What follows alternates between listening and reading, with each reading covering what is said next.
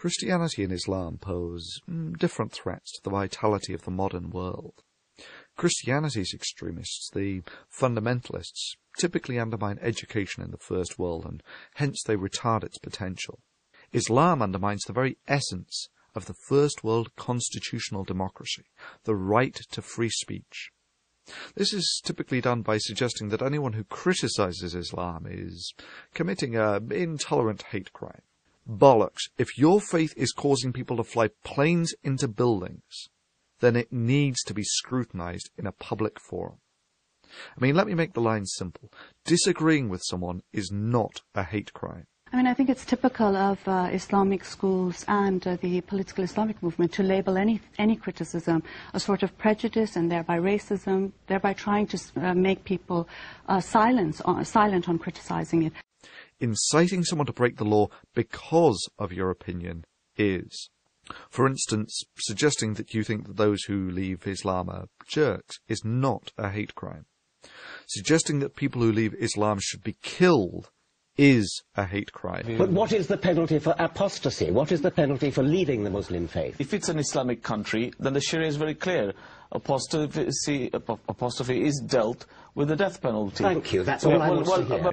And yes, if that is a central tenet of your religion, then the very practice of your religion is a hate crime in a modern first world country. The virility of free speech is arguably a prime factor in determining both the health and worth of this forum, just as it is for determining the health of a first world constitutional democracy.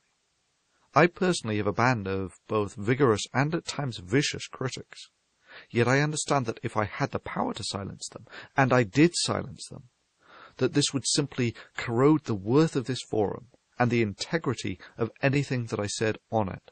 For an idea that can survive the harsh eye of public scrutiny of thousands is infinitely more valuable than an idea that can tolerate the criticism of none.